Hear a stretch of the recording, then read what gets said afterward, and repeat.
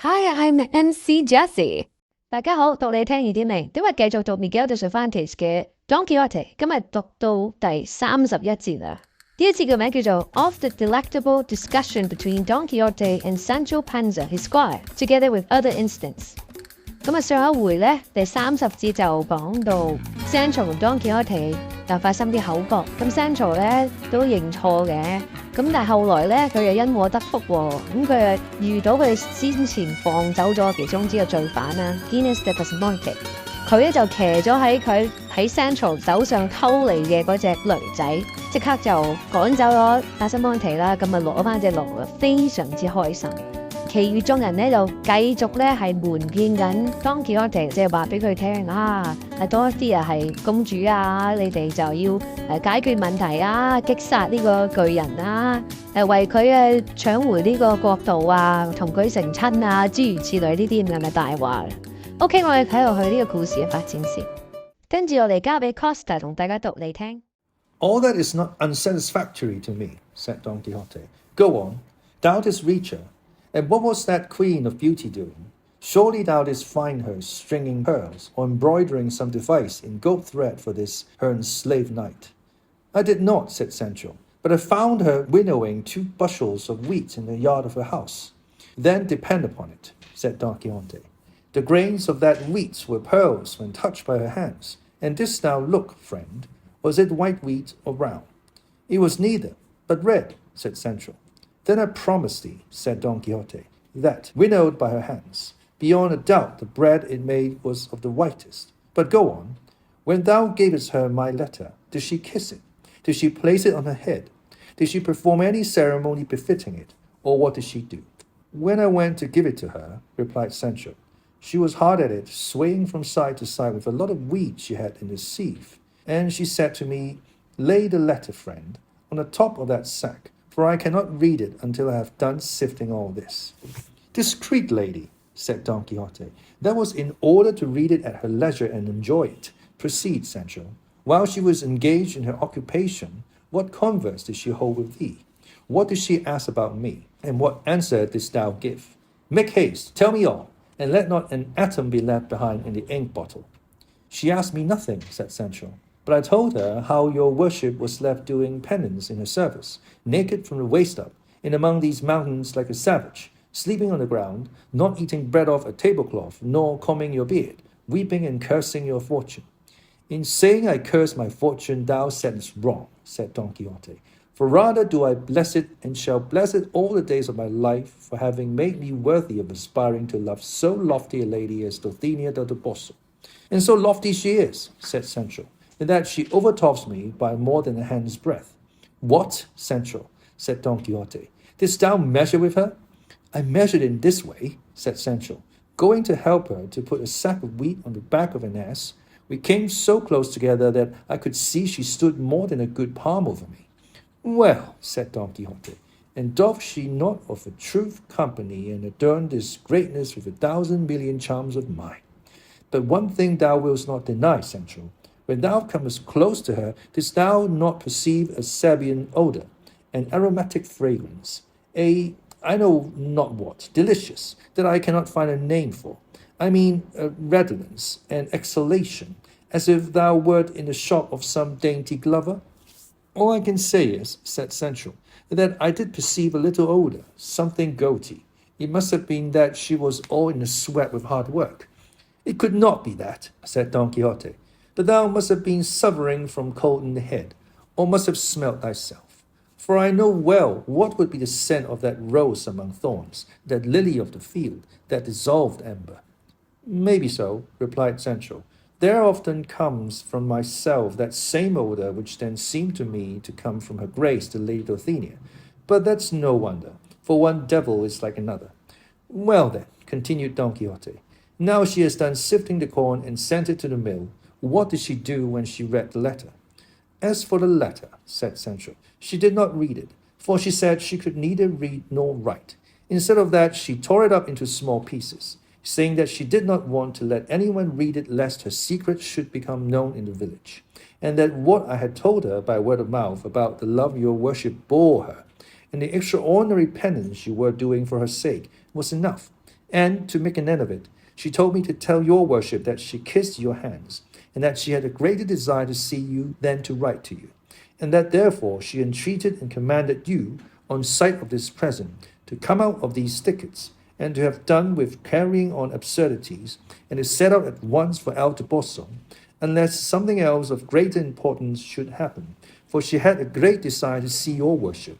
She laughed greatly when I told her how your worship was called the Knight of the Rueful Countenance. I asked her if that Biscayan the other day had been there, and she told me he had, and that he was an honest fellow. I asked her too about the galley slaves, but she said she had not seen any as yet. So far all goes well, said Don Quixote. But tell me what jewel was it that she gave thee on taking thy leave, in return for thy tidings of me?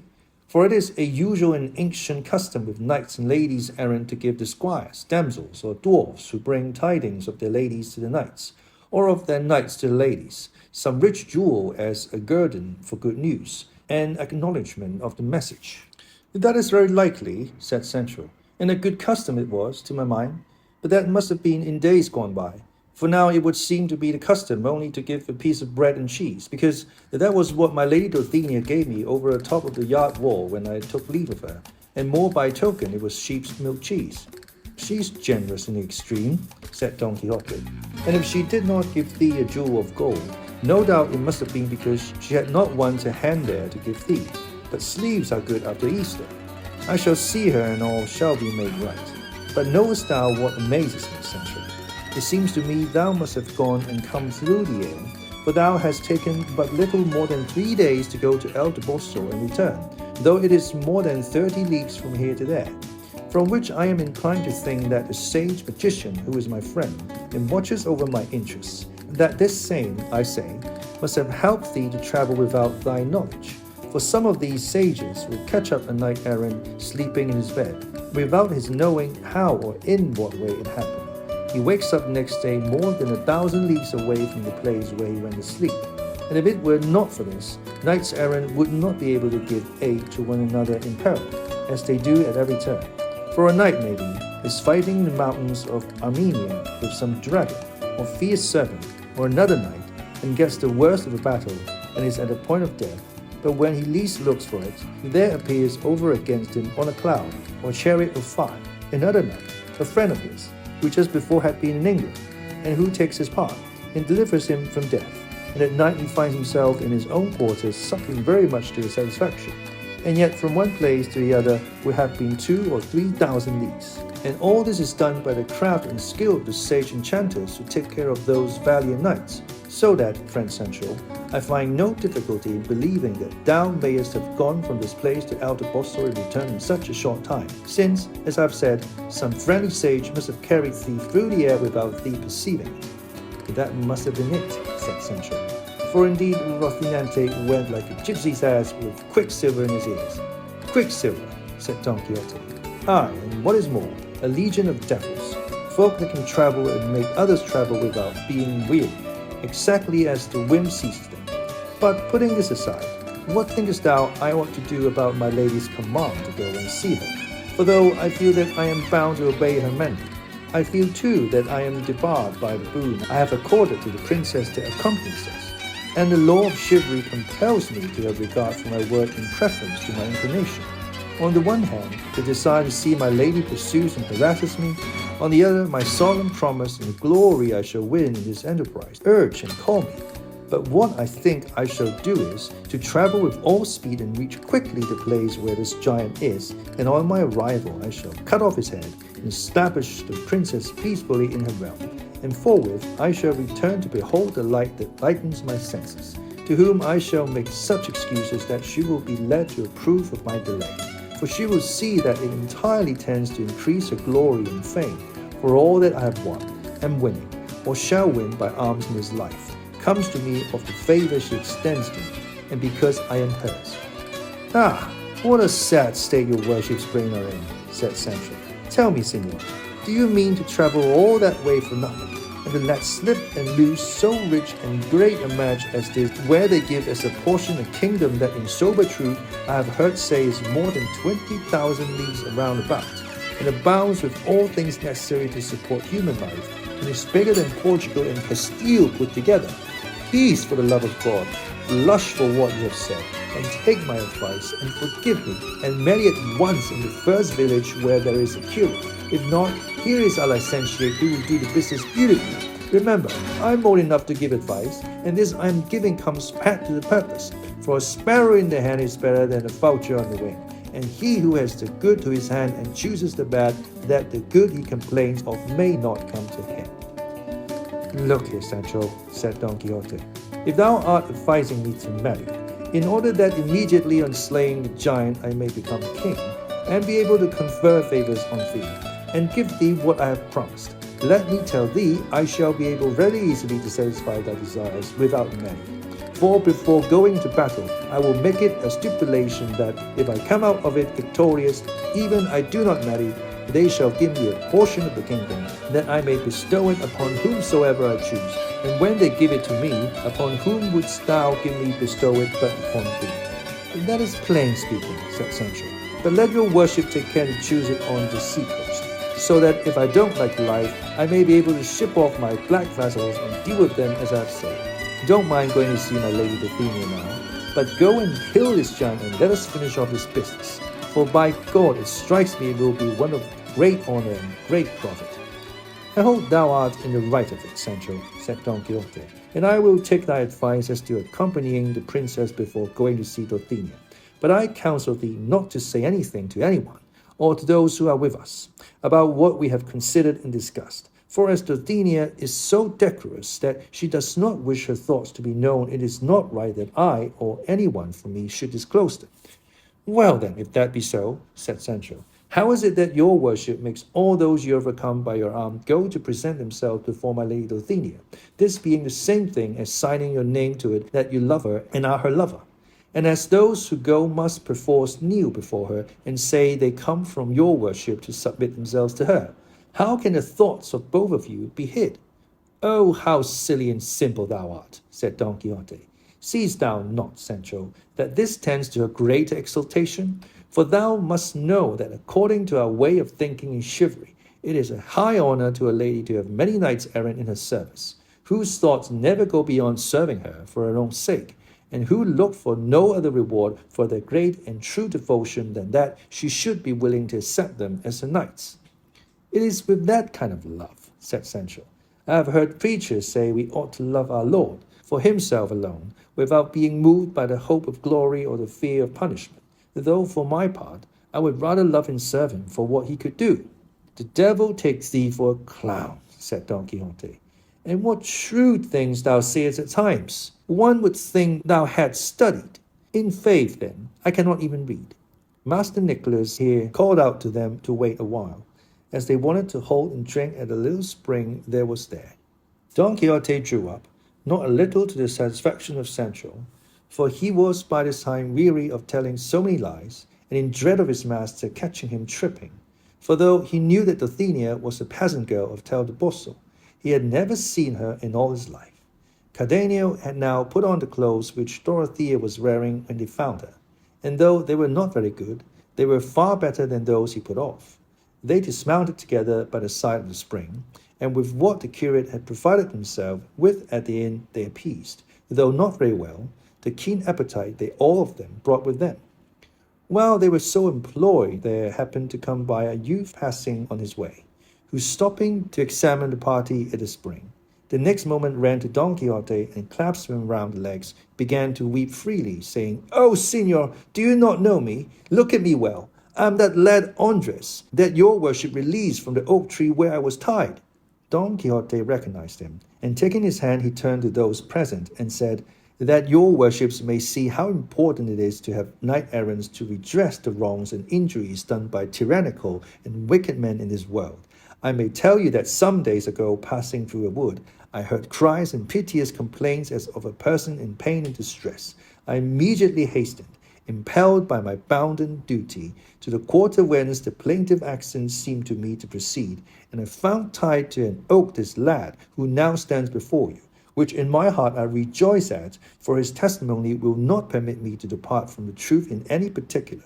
He was, I say, tied to an oak, naked from the waist up, and a clown, whom I afterwards found to be his master, was scarifying him by lashes with the reins of his mare. As soon as I saw him, I asked the reason of so cruel a flagellation.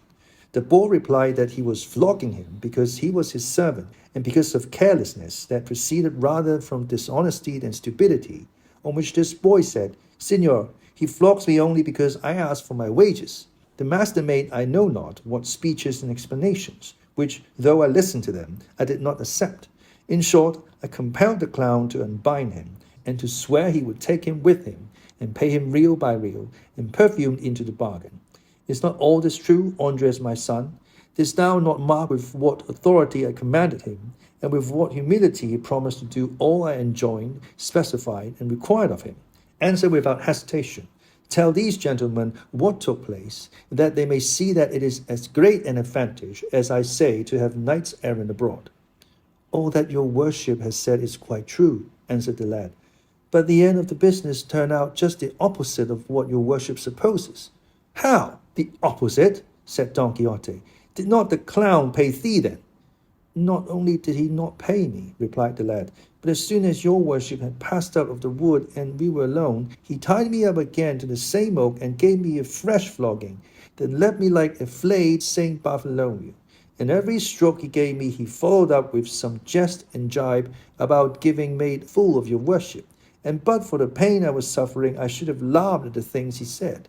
In short, he left me in such a condition that I have been until now in the hospital getting cured of the injuries which was rascally clown inflicted on me then, for all which your worship is to blame. For if you had gone your own way and not come where there was no call for you, nor meddled in other people's affairs, my master would have been content with giving me 1 or 2 dozen lashes, and would have then loosed me and paid me what he owed me. But when your worship abused him so out of measure, and gave him so many hard words, his anger was kindled. And as he could not revenge himself on you, as soon as he saw you had left him, the storm burst upon me in such a way that I feel as if I should never be a man again. The mischief, said Don Quixote, lay in my going away, for I should not have gone until I had seen thee paid, because I ought to have known well by long experience that there is no clown who will keep his word if he finds it will not suit him to keep it. But thou rememberest, Andres, that I swore if he did not pay thee, I would go and seek him, and find him though he were to hide himself in the whale's belly. That is true, said Andres, but it was of no use. But thou shalt see now whether it is of use or not, said Don Quixote. And so saying, he got up hastily and bade Sancho bridle Rocinante, who was browsing while they were eating. Dorothea asked him what he meant to do. He replied that he meant to go in search of his clown and chastise him for such iniquitous conduct, and see Andres paid to the last maravedi, despite and in the teeth of all the clowns in the world. To which she replied that he must remember that in accordance with his promise he could not engage in any enterprise until he had concluded hers, and that as he knew this better than anyone, he should restrain his ardor until his return from the kingdom. That is true, said Don Quixote, and Andres must have patience until my return, as you say, Senora. But I once more swear and promise not to stop until I have seen him avenged and paid. I have no faith in those oaths, said Andres. I would rather have now something to help me to get to Seville than all the revenges in the world. If you have here anything to eat that I can take with me, give it me, and God be with your worship and all knights errant, and may their errands turn out as well for themselves as they have for me. Sancho took out from his store a piece of bread and another of cheese, and giving them to the lad, he said, Here, take this, brother Andres, for we have all of us a share in your misfortune. Why, what share have you got? This share of bread and cheese I'm giving, answered Sancho, and God knows whether I shall feel the want of it myself or not. For I would have you know, friend, that we squires to knights errant have to bear a great deal of hunger and hard fortune, and even other things more easily felt than told. Andres seized his bread and cheese, and seeing that nobody gave him anything more, bent his head and took hold of the road, as the saying is. However, before leaving, he said, For the love of God, Sir Knight errant, if you ever meet me again, though you may see them cutting me to pieces, give me no aid or support, but lead me to my misfortune, which will not be so great but that a greater will come to me by being helped by your worship, on whom and all the knights errant that have ever been born God send his curse. Don Quixote was getting up to chastise him, and he took to his heels at such a pace that no one attempted to follow him. And mightily chapfallen was Don Quixote at Andre's story, and the others had to take great care to restrain their laughter so as not to put him entirely out of countenance. 唔該晒 Costa。好，呢節就嚟到呢度。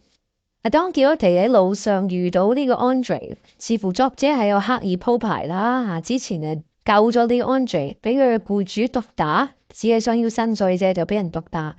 咁當Quixote本住騎士精神就出手相助，但係當佢制止咗呢個僱主之後咧，佢就揚長而去啦。咁咧，當Quixote走咗之後咧，Andre就慘啦，就俾佢僱主繼續濫用私刑照板煮碗咁樣。咁Andre咧就將呢件事咧就懷恨在心啊，似乎咁咧就特登追上嚟咧，就同阿Quixote講啦，就話俾佢聽：你以後唔好再幫人啦！呢個騎士精神簡直係笑話咁。咁所有人聽到咧，對Quixote嘅諗法都係覺得佢可笑啫。咁我個人就覺得係幾可惜嘅一件事啦。即係雖然人哋幫咗你，雖然幫得夠徹底啫。咁但係都唔使即係有個咁大嘅反彈啊！喺閱讀之前都漏咗交代啦，就係Quixote非常之緊張 Sancho 翻到去 El Toboso 同 Dulcinea 所講嘅嘢，所交俾佢嘅情信、佢嘅表白信，到底對方嘅反應係點啊？佢嘅神情嘅動作啊，所有一顰一笑佢都想知啊！換嚟嘅係 Sancho 嘅大話連篇啦，又話佢撕咗隻紙啊，又話呢樣嗰樣，實際上根本就冇遇到佢。我哋睇下啲咩字同大家分享。Delectable 題目嗰度有提到 Delectable D-E-L-E-C-T-A-B-L-E 形容詞嚟嘅，係形容食物或者飲品嘅好味美味delicious。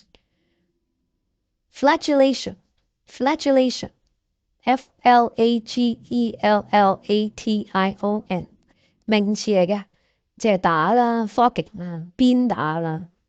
Either as a religious discipline or for sexual gratification 啊，咁係喺中世紀有啲教士係會鞭打自己啦，作為一個懲罰啦，佢覺得自己罪人。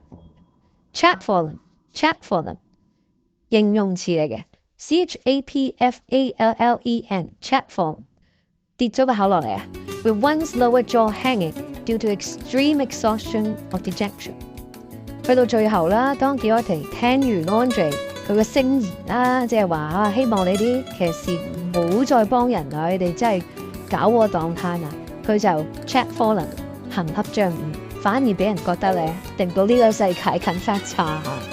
好，呢一節到呢度，我哋下一節再繼續讀俾你聽，拜拜。If you like this video, make sure to comment, like, share, and subscribe to Costa. See you next Friday.